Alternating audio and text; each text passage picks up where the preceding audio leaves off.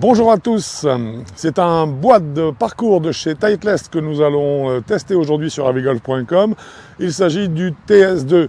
Alors, est-ce que c'est un bois 3, est-ce que c'est un bois 4? C'est un petit peu entre les deux, c'est un bois qui est annoncé à 18 degrés, on est donc très proche du bois 4. Nous allons tester ça et voir un petit peu ce que ce club a dans le ventre.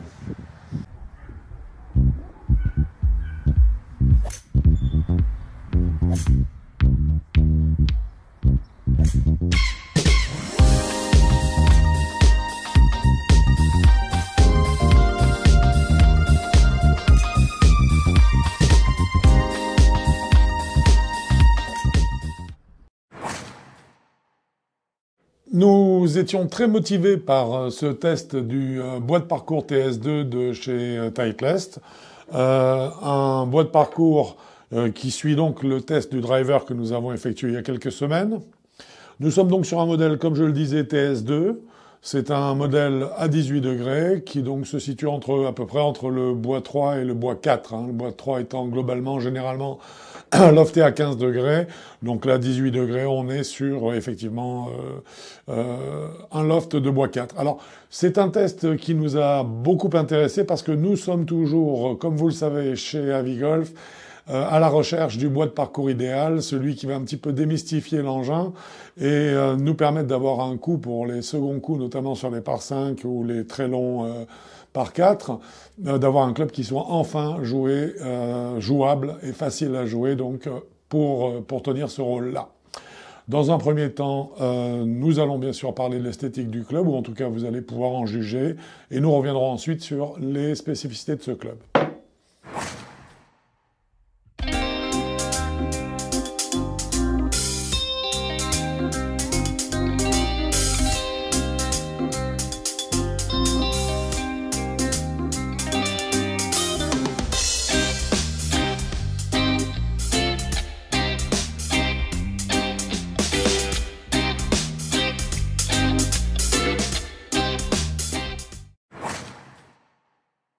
Concernant l'architecture, on est bien sûr sur un bois creux, hein, évidemment, plus rien ne se fait en dehors de ce type de fabrication de nos jours.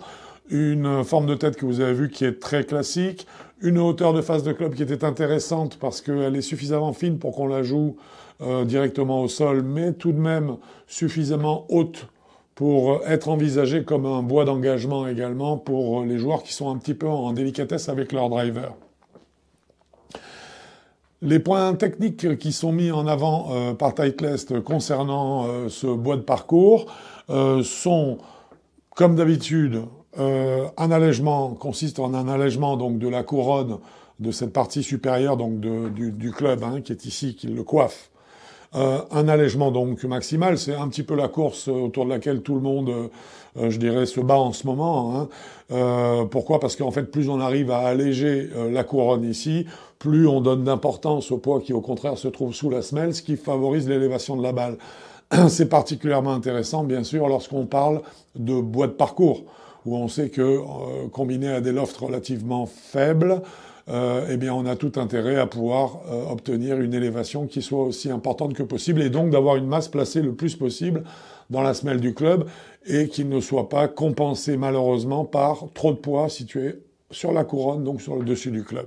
Toujours en ce qui concerne l'architecture du club et les spécificités liées à son architecture, nous avons une tête de club dont le volume général est de 175 cm3 pour un poids total de club de 330 grammes. Également présent sur ce modèle, le TS2, mais présent sur la plupart des bois de la gamme et des autres gammes des autres fabricants également. Ici, ce que Titleist appelle le Recoil Channel 3.0.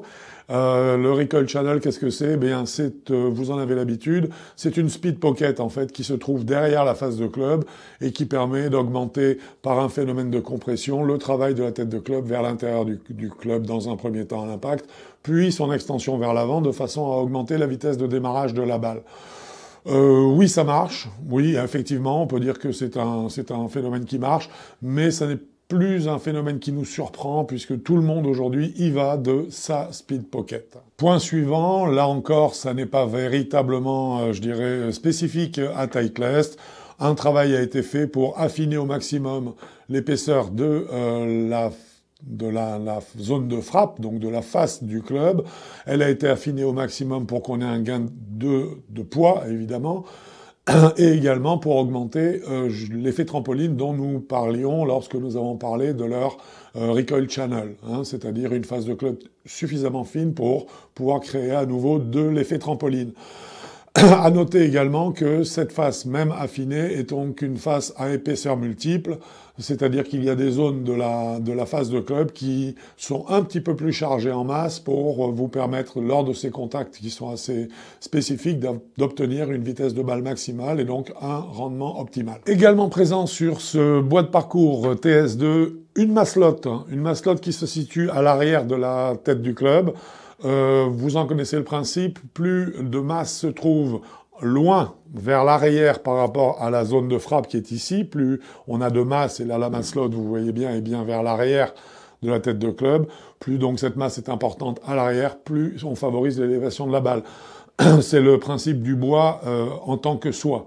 C'est ce qui explique que les bois aient cette forme arrondie vers l'arrière. C'est pour décaler le centre de gravité du club un peu plus vers l'arrière, ce qui favorise l'élévation. Là, dans ce cas précis, Titleist s'est contenté de mettre un poids. L'intelligence, par contre, de Titleist, qui fait toujours des clubs de qualité, des clubs qui sont particulièrement bien finis, c'est que vous pouvez modifier, en fait, le poids de cette masselotte, puisqu'en fait, on a des masselottes différentes qui peuvent venir remplacer celle-ci, qui nous font gagner entre plus 6 grammes par rapport au modèle qui est implanté ici d'origine, ou aller jusqu'à moins 4 grammes. Donc on a en gros une fourchette de 10 grammes pour rééquilibrer le club, ce qui évidemment aura des répercussions sur le swing weight du club, hein, puisque le poids de la tête de club va changer. Du coup, là, bien sûr, la rigidité du manche va en subir les conséquences. Pour finir, à noter que nous avons le système SureFit qui, chez Titleist, s'exprime de plusieurs façons. Ça peut être le SureFit Hosel, c'est celui dont nous allons parler parce que ce club en est doté. Et nous avons également un autre SureFit chez Titleist, mais qui ne vient pas sur ce modèle TS2, qui est une barre en fait de poids qui est située ici à l'arrière. Elle n'existe pas sur ce modèle. D'autres modèles possèdent effectivement ce SureFit, ce principe d'ajustement du poids. Ici, ça n'est pas le cas. On se contente simplement de la modification, donc comme on l'a vu, de la masselotte arrière. Par contre, ici, on a un système SureFit sur le hosel. Alors, qu'est-ce que ça veut dire? Eh bien, ça veut dire que vous pouvez modifier ici la combinaison existante entre le loft du club et son lie, donc en fait la façon à laquelle la semelle va reposer en fonction du loft. On se retrouve quand même, grâce à ces deux petites bagues qui sont ici sur le hosel, avec, je crois qu'on est à, voilà, 16 configurations possibles, lie et loft différentes. Ce qui veut dire que vous allez forcément trouver une configuration qui vous convienne dans un nombre aussi important, hein. Concernant les shafts, alors il est évident que sur un bois de parcours, on n'a pas de shaft acier, on va rester sur du carbone parce qu'on recherche avant tout de la puissance. Il y a 4 stock shafts qui vous sont proposés avec ce modèle TS2. C'est à noter, hein, parce que rares sont les constructeurs qui vous proposent d'office, d'emblée, 4 stock shafts en carbone qui sont tous les 4 très différents pour une raison bien simple dont on va parler tout de suite et qui va vous éclairer sur la façon à laquelle vous allez justement, si vous allez vers ce bois, choisir le shaft qui vous correspond. Nous l'avons testé avec un Kuro Cage, donc c'est un Black 55 que nous avons testé, qui est un club qui favorise, un shaft, qui favorise une trajectoire de balle et un angle de décollage relativement important. Alors pourquoi est-ce que nous avons pris cette option de shaft? C'est celui des 4 qui permet d'avoir la plus grande portée de balle. Donc il nous semblait cohérent, étant donné qu'on se retrouve sur un bois de parcours avec lequel justement le problème, est, la plupart du temps, se trouve là. Eh bien c'était intéressant de le jouer avec le manche qui allait le plus, qui abondait le plus dans le sens d'une hauteur de balle et donc d'une facilité à mettre la balle en l'air. Ce shaft nous propose un torque qui va quand même jusqu'à 7 degrés. Ce qui est très important aujourd'hui, hein. Donc c'est un torque qui va au contraire, qui est important pour favoriser au contraire l'élévation de la balle, et on verra que allant d'un modèle à l'autre, plus on va abaisser la trajectoire de balle, plus le torque des shafts proposés va être faible. Outre ce Kuro Cage, nous avons ensuite progressivement, et là la trajectoire de balle va, à chaque shaft que je vais citer, va s'abaisser un petit peu pour un spin total, un effet de balle total qui reste de toute façon médian à faible. Nous avons donc le Kuro Cage dont nous avons parlé, celui que nous avons testé. Nous avons un Tensei Blue 65 qui donne une trajectoire de balle déjà, un angle de décollage un petit peu plus bas. Ensuite, toujours, troisième option, c'est le Hazardous Smoke Black en 70 grammes. Cette fois-ci, on est à nouveau un abaissement général de la trajectoire de balle et encore moins de spin. Pour finir sur un Even Flow T 1100 qui, lui, pèse 75 grammes et va nous donner, en fait, la trajectoire de balle la plus basse des quatre, ayant le moins de spin. Concernant les trajectoires de balles, je dirais que la combinaison entre le shaft dont on a parlé, le Kuro Cage, et les 18 degrés de loft, donnait en hauteur en bout de course, donc au pinacle de la trajectoire de la balle, donnait une hauteur qui était très satisfaisante, qui n'était pas trop excessive.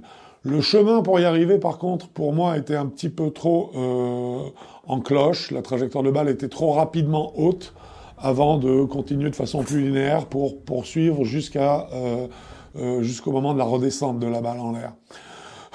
Donc, c'est-à-dire qu'en fait, le point total est bon, mais pour y arriver, cette combinaison manche-loft ne m'a pas totalement séduit. Je pense que, personnellement en tout cas, sur ma vitesse de swing, j'aurais certainement opté pour un manche qui proposerait des trajectoires un peu plus basses, mais là on touche un peu les limites de l'exercice parce qu'à ce moment-là, l'élévation devient difficile et on retombe dans les travers traditionnels d'un bois 3 ou d'un bois 4. Donc la trajectoire était bonne, je n'ai pas été bonne en point haut, je n'ai pas été impressionné par la distance, les puissances qui étaient proposées par le club, bien que nous ayons eu un smash factor de 1,47 qui est tout à fait normal pour un bois 3. La trajectoire, le contact avec la balle n'a pas été régulier en ce qui me concerne. Pourtant, j'ai essayé vraiment de reproduire même cadence, même swing. J'ai eu du mal, en fait, à vraiment pouvoir aligner des coups qui se reproduisaient, qui se ressemblaient terriblement. C'est un club qui, malheureusement, je dirais, à ce niveau-là, ne m'a pas amené toute la facilité que je pouvais attendre. C'est d'autant plus remarquable que, notamment sur le driver des deux, j'avais trouvé une grande facilité et une grande régularité dans la succession des trajectoires. Là, j'avoue que c'est un petit peu plus exigeant. C'est un club qui ne vous permet pas d'avoir des approximations dans le geste. J'ai noté, parce que je m'y suis amusé, à faire des changements de grip pour obtenir des trajectoires de balle un petit peu différentes. Je vous avoue qu'en fait, il fallait pas trop s'éloigner des grands standards d'un grip neutre, parce que sinon, on avait quand même des réactions du club qui ne pardonnaient pas beaucoup. La tolérance existe cependant, puisqu'on est sur une tête creuse, et que donc forcément, la balle peut être centrée, légèrement prise à la pointe ou au talon. Le résultat restera relativement similaire. Mais je dirais que la tolérance s'arrête là, c'est-à-dire qu'on débouche assez vite dès que la balle est décentrée sur des sensations et des vibrations qui sont quand même très nettes avec ce club.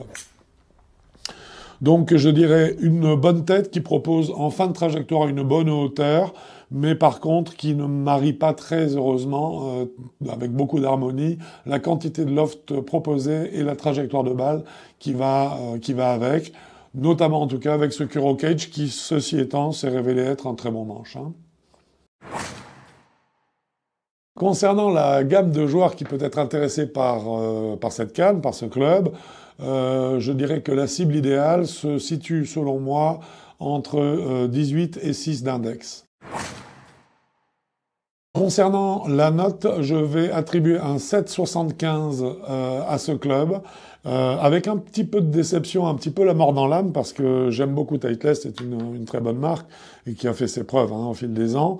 Mais j'ai été déçu par le manque de puissance du club, et j'ai été déçu également par, je ne dirais pas l'incohérence, parce que ce serait prêter un défaut qui n'existe pas d'une façon générale chez les ingénieurs de Titleist.